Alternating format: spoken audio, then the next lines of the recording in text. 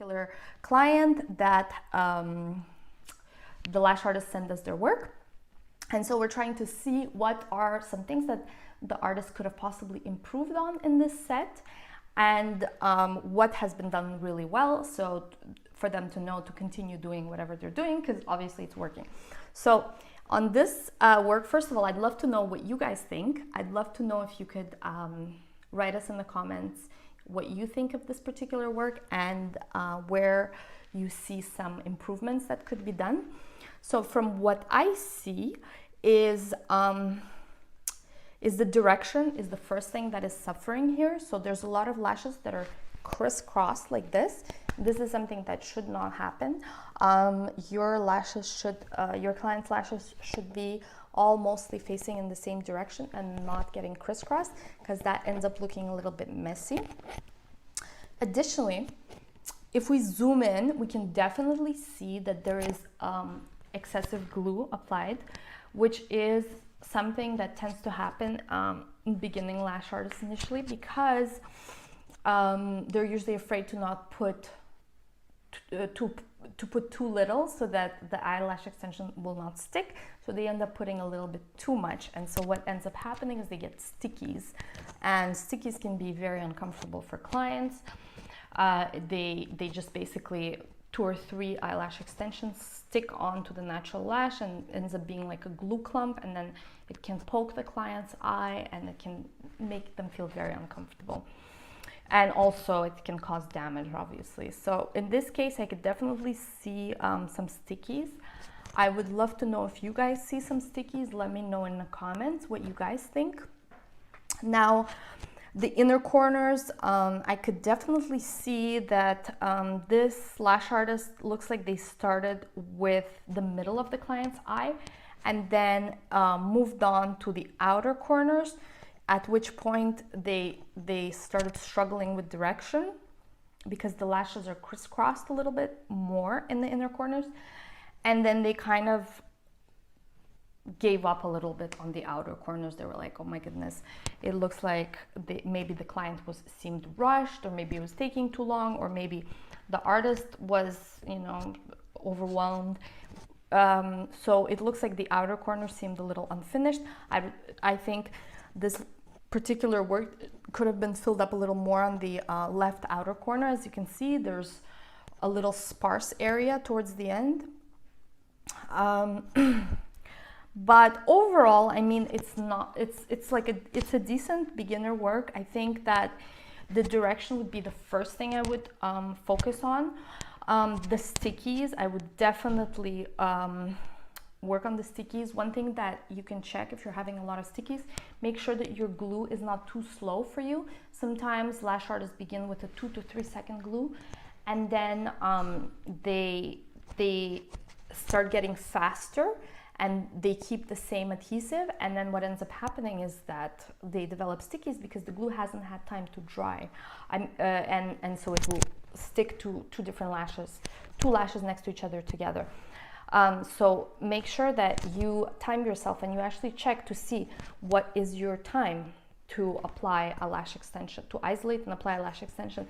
If you've been lashing for more than 3-4 months, or even 6 months, it really depends on the lash artist, because it depends how many clients you do per day. But basically, at a certain point, you should be switching to a 1 second or a 0.5 second glue. And so that's something to check as well. That's what I would recommend for this particular lash artist. Additionally, this particular lash artist could practice working on isolation, making sure that the lashes are very well isolated when she or he applies them, because if they're not very well isolated, you apply the lash and then you move on to the next area of the eye that you're working on, what can end up happening is, once again, stickies in that area. So making sure that you practice on isolation, and you don't necessarily need to practice on a real client. You can practice on a mannequin, you can practice on these types of sponges. Here we were just practicing direction for one of our online courses.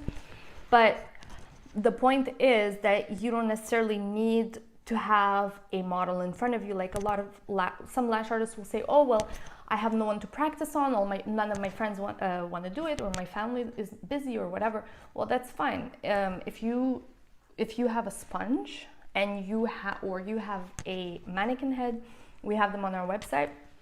You can just get one of those and just continue practicing isolation, practice placement, practice direction. It takes time.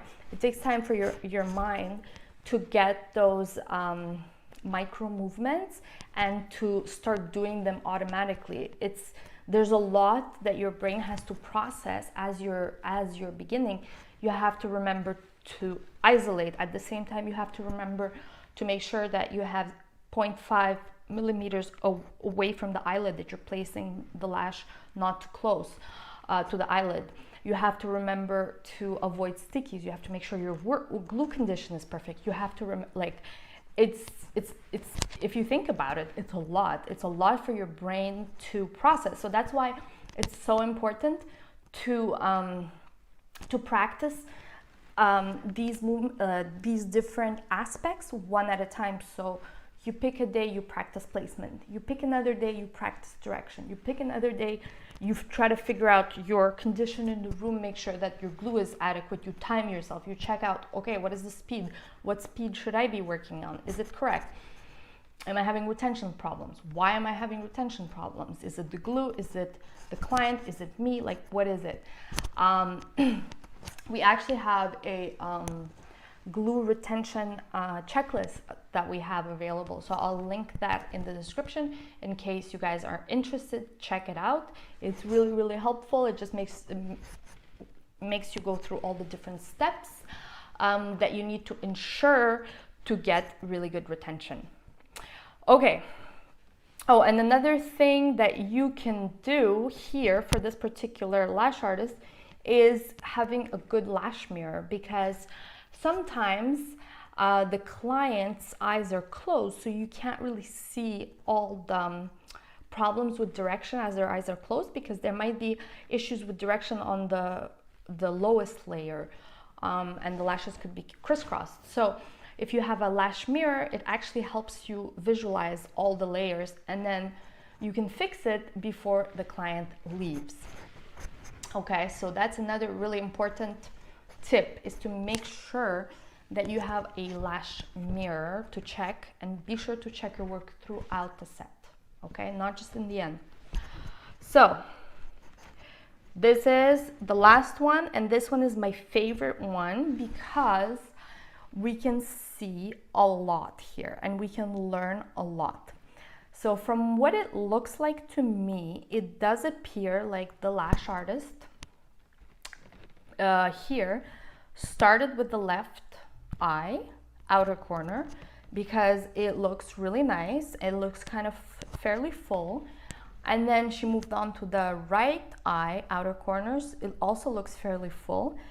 And then it appears that she started getting maybe a little bit rushed, or a little bit worried, panic, anxious, or maybe the client was rushed, or possibly she did not have the right tools, or I mean, we don't know what the reason is, but what I see here is that the outer corners were done really well, and then the rest. So I know that this client this lash artist knows how to do direction really well. But what ended up happening is something happened from the middle of the eye to the inner corners. The left eye is not terrible, but the right eye could definitely use some work. You can see a lot of crisscross, like a lot of lashes are facing, doing crisscross, which is something that should not happen. We definitely also see too much adhesive. I can see that there's too much adhesive. There's possibly stickies, although we can't really see very well because it's a little bit blurry, but I would probably think there would be stickies because it seems like a little bit too much glue was applied, especially on the right eye. So what I would recommend for this artist is to first of all start with the inner corners. Secondly, do not rush. It's really important to take your time. The direction is something here that is crucial, and that's one thing I would recommend for this artist to work on is direction. Just take a sponge like this and just place your fans, make your fans, and just place them next to each other. It's just gonna get your hand-eye coordination. It's gonna give you that special movements, fine motor skills. That's what I was thinking. Fine motor skills that you need in order to perfect the direction really well. Because I can see, I'm sure that this particular client, in a week or so, she probably lost a lot of the lashes on her right eye, or probably ripped them out because they were like hurting her or crisscrossed or uncomfortable. So that's what I would say. So huge concern with direction here. And you know, some issues with direction are milder than others. This one on the right eye is a big concern with direction, but as you guys can see in the previous work that we've shown, it's milder, but it's still a concern with direction. And the only thing you can do is practice. Like, there's no amount of courses that you can take for $2,000 a day, like, that's gonna solve this. There isn't. There's no magical pill. There's no special solution. The only thing you can do is practice, and practice it daily if you can, and it's going to improve. That's the only thing you can do. There's really nothing else. Nobody can give you that knowledge. It's just something that you have to do and you have to practice. The other thing that might help here with isolation is working with different layers. So making sure you tape the upper lashes layers and isolate the lower layers so that you can see it very well, because it's very hard for, especially with clients that have really thick lashes, for beginners to actually see them really well. And a lot of beginners are scared to work with tape, and it's understandable because, you know, they're worried, like, oh my goodness, like, what if I apply lashes on the lower layer and it like pokes the client in the eye? Like, yes, it's a valid anxiety concern, but the sooner you go through that anxiety and you start like actually applying lashes throughout the layers, the sooner you're going to see your work improve tremendously. And you can start raising your prices, you can start getting premium clients, you can start like evolving as a lash artist and being in the place you actually want to be.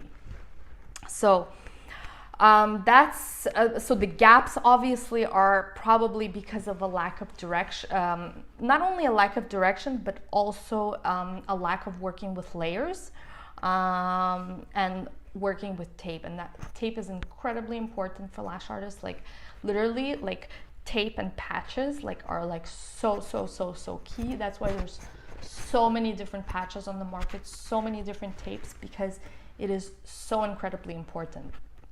So, I mean, I could go on and on for for hours, but we're gonna stop here. I just want you guys to please let us know if you like this video, if you found it helpful, so that we can continue these videos for you guys in the future, or if we should not and move on to something else, because the content we put for you here is not for us, it's for you guys.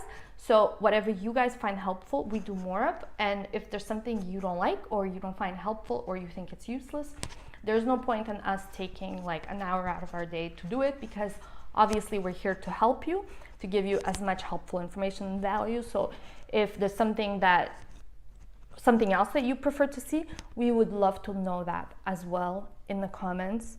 So kindly let us know. And if you want your work to be evaluated, please send it to us on Instagram, and we will be sure to help you guys out. So once again, thank you so much. Don't forget to subscribe, and thank you once again for watching.